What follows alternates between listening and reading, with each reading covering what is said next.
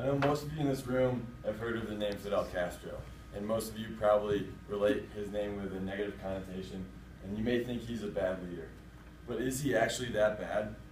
He led a revolution and inspired thousands of people in Cuba to overthrow a dictator, Batista, who was considered a tyrant at the time.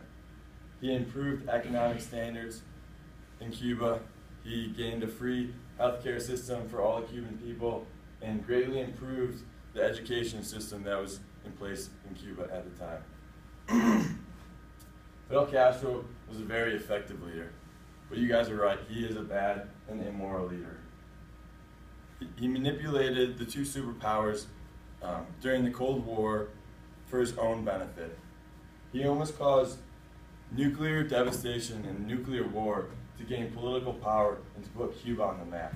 And he made terrible and immoral decisions during the time of the Cold War for his own benefit. To best understand why he made these moral decisions, we need to look at his development during his childhood and during his time as a revolutionary. In his early life, Castro was one of 7 children, 2 parents. He lived in an upper middle class lifestyle, as his father was a sugar farmer and quite successful at that. He was Catholic upbringing. His mother and father were Catholic, and he went to a Jesuit boarding school, so this could have shaped his morals early on. And also he had a lot of influence from his father. His father was a sugar farmer. He was a Spanish immigrant, fought in the Spanish and American War, and he also was a sugar farmer in an industry that competed against the Americans. So both of those kind of coupled together caused him to have a certain hatred and dislike towards the Americans, and that could have rubbed off on Castro, and maybe one of the reasons why he decided to go against the U.S. in the Cold War. And lastly, Castro had problems with authority. His father was very strict and very disciplined, and he didn't really have the best relationship with him because of this.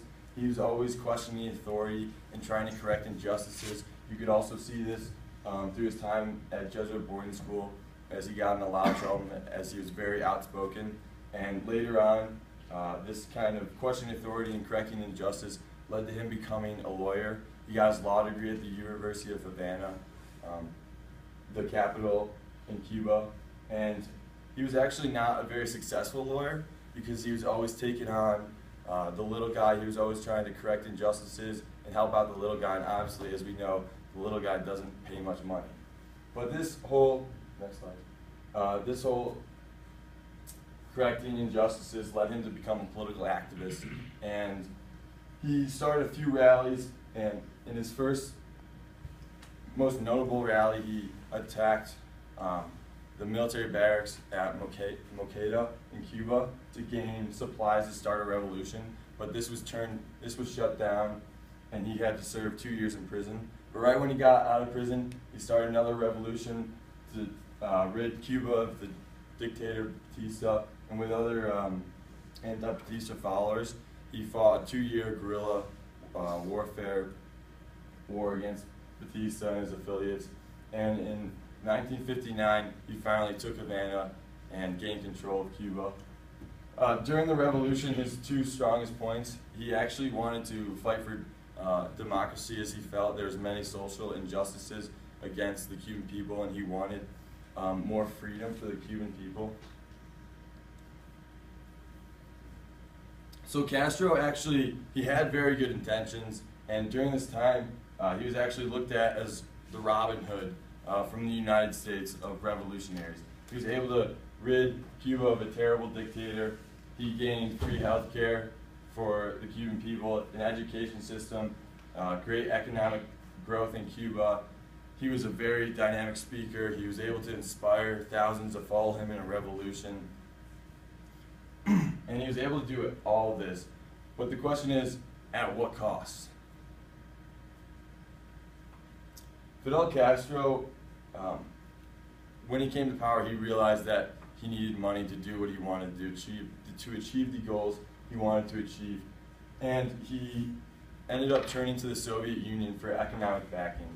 He played the United States and the Soviet Union against each other during the Cold War, visiting the United States, saying he did not want to go communist, saying that he was thinking about democracy for Cuba, but ended up going with the Soviet Union because the United States would not back him economically.